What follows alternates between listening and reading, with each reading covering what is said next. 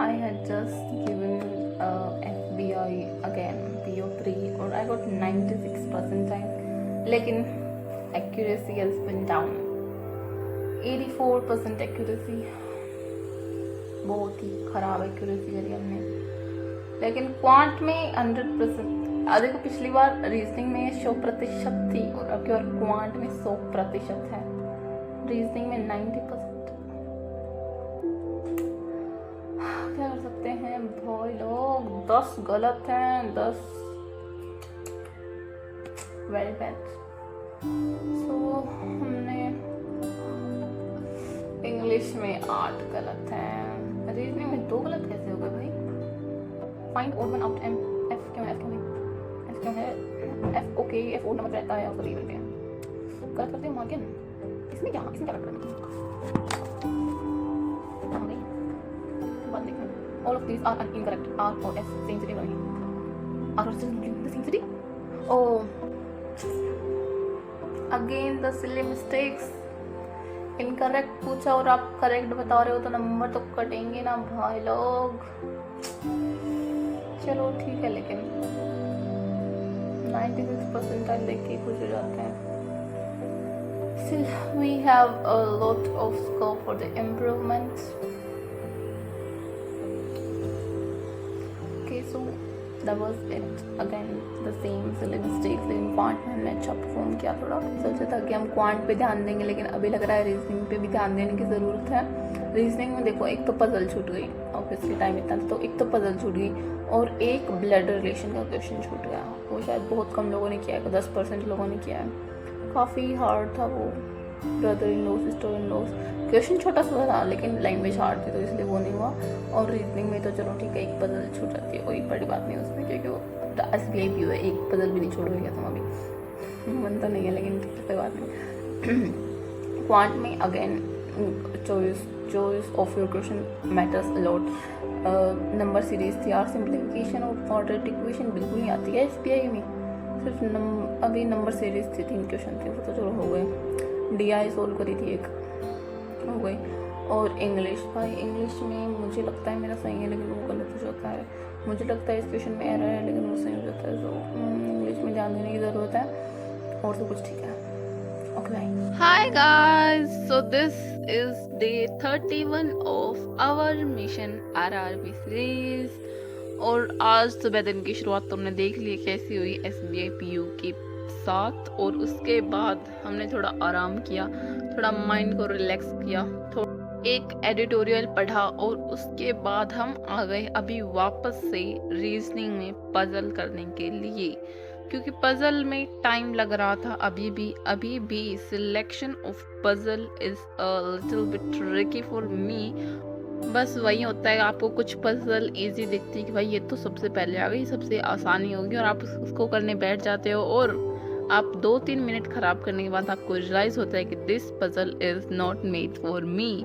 यही होता है बहुत सारी चीज़ों में भी, कि आप बहुत ज़्यादा टाइम इन्वेस्ट कर देते हो, लेकिन आपको बाद में चलता है पता कि भाई ये तो मेरे लिए है नहीं, मैं तो इस चीज़ के लिए बना ही नहीं हूँ। ओके, सो उसके बाद रीजनिंग करने के बाद मुझे लगा अभी मुझे थोड़ी क्वांट भी करनी चाहिए, और मेरा फेस देख के तुम्हें पता चल ही होगा कि मैं अभी क्वांट कर रही हूँ, वो भी मीन्स ऑफ द क्वांट। फिर क्वांट करने के बाद मुझे थोड़ी शांति चाहिए थी, मैं वापस से पजल के पास आ गई कि पजल प्लीज़ मेरा मूड ठीक कर दो। तो फिर मैंने 10-15 पजल सल्टाई कि भाई पजल कर दो, तुम्हारा जीवन सफल हो जाएगा। इतनी अच्छी पजल आ रही है अभी तो मेरे पास। और साथ में पूरा ध्यान तुम सिर्फ पजल पे मत रखना, कुछ ध्यान तुम अपना मिसलेनियस टॉपिक्स पे भी रखना, क्योंकि वहाँ से भी मार्क्स आते हैं। जितना जल्दी तुम मिसलेनियस कंप्लीट करोगे उतना ज़्यादा टाइम होगा तुम्हारे पास पजल करने के लिए, तो उनको भी भूलना मत। भाई इतना अच्छा मौसम रखा है अभी, कैसे पढ़ सकता है कोई इतने अच्छे मौसम में? The weather is so good। और बहुत अच्छा हुआ जो सोनम वांगचू सर ने अपना फास्ट ब्रेक कर दिया, JP नड्डा ने उन्हें आश्वासन दिया है कि वो कुछ करेंगे, and this is a very good news. के साथ हमारा मौसम भी अच्छा है। मैं तुम्हें मौसम दिखा रही हूँ, हमारे यहाँ का मौसम बहुत अच्छा है। बहुत दिनों के बाद, साल में कुछ ही दिन आते हैं, 4-5 दिन, जब इतना अच्छा मौसम होता है। बारिश के बाद मोस्टली ह्यूमिडिटी हो जाती है यहाँ पे, लेकिन आपके पास वो नहीं हुई है। मौसम इट गुड। देखो इतना आसान है खुश रहना, क्या तुम अभी भी दुखी हो? हाँ पता है मुख में नंबर कम आ रहे हैं, हाँ पता है क्वांट समझ नहीं आ रही, लेकिन इसका ये मतलब थोड़ी ना हम दुखी हो जाएंगे। इतना अच्छा मौसम किया है भगवान ने, आज के दिन दुखी होना इज नॉट एप्लीकेबल। और मैं सोच रही थी अभी मेरे पास जो मेरा टेक्स्ट बुक का मुक है वो अक्टूबर में एक्सपायर हो जाएगा, तो मुझे एक और मुक टेस्ट पैकेज लेने की ज़रूरत है। और आप जो मेरे से सीनियर एस्पिरेंट हैं, अगर कोई दिख रहा हो तो प्लीज़ सजेस्ट कीजिएगा कि मुझे कौन से प्लेटफॉर्म का मुक ट्राई करना चाहिए। गाइडली इज़ वेरी हार्ड, मैंने एक दो मुक दी थे उसके, लेकिन ये नहीं पता ना कि वो एग्ज़ाम रिलेवेंट है या नहीं। मैंने जितने भी एग्ज़ाम दिए थे मेरे, मुझे तो याद ही नहीं है कौन सा प्लेटफॉर्म एग्ज़ाम रिलेवेंट है, लेकिन हार्ड है टेक्स्ट बुक के मुक भी, गाइडली के भी हार्ड ही है। पता नहीं क्या है कि टेक्स्ट बुक में एक चीज़ है कि सबसे ज़्यादा जो मॉक टेस्ट होते हैं वो टेक्स्ट बुक में दिए जाते हैं, तो आपको वहाँ से कंपटीशन का पता चलता है। और पता नहीं तो पता ही कुछ है तो आपके जहन में। और आज तो मौसम एंजॉय करने का, और फिर इतना अच्छा मौसम था तो कुछ चटपटा खाना तो बनता है। फिर हमने चटपटी से भेलपूरी बना के खाई, और उसके बाद इतना अच्छा मौसम था तो हमने सोचा थोड़ा पढ़ भी लेते हैं, क्योंकि पढ़ने वाले बच्चे तो कहीं भी पढ़ लेते हैं, वो मौसम नहीं देखते। और अभी मैं कर रही थी इंग्लिश की क्लास, मैम बता रही थी कि तुम ऐसे अटैम्प्ट करना, ये क्वेश्चन छोड़ना, ये क्वेश्चन अटैम्प्ट करना है, तो हमने वो थोड़ी स्ट्रेटजी देखी। लेकिन देखो स्ट्रेटजी तुम कितना भी देख लो, जो तुम्हारे दिमाग में उस टाइम चल रहा होता है, जो होना होता है वही होता है। तुम कितना ही दिमाग लगा लो स्ट्रेटजी में, जब टाइम प्रेशर होता है, जब तुम कुछ ध्यान नहीं देते। और फिर शाम को हमने दिया एक RRB PO का मॉक, और क्या मॉक दिया हमने भाई, मुझे तो लग रहा था मेरे सारे सही, लेकिन नहीं भाई। और रीजनिंग में क्या हुआ कि मैंने एक क्वेश्चन छोड़ा था 3 नंबर का, मैंने सोचा बाद में, लेकिन वो नहीं हुआ। सो मैंने अभी एक RRB PO का मॉक दिया है, और उसमें आ रहा है मुझे 80% है। सुबह मैंने एक SBI का दिया था, उसमें आ रहे में 96% है। This is what English can do guys. Significantly drop हुए हमारे नंबर बिकॉज ऑफ इंग्लिश, हमारे पास इंग्लिश नहीं आ रहा RRB में।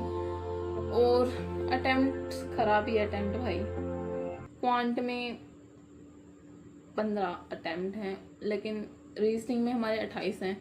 वही बात है, एक पजल छूट ही जाती है, तुम कितना ही उसे पकड़ के रख लो, कुछ चीज़ें छूट ही जाते हैं।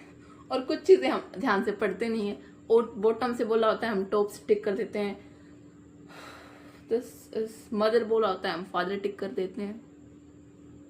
ये छोटी छोटी गलतियां नहीं चलेंगी, हमें इन पे ही ध्यान देने की ज़रूरत है अभी तो। और सब कुछ ठीक है, बढ़िया।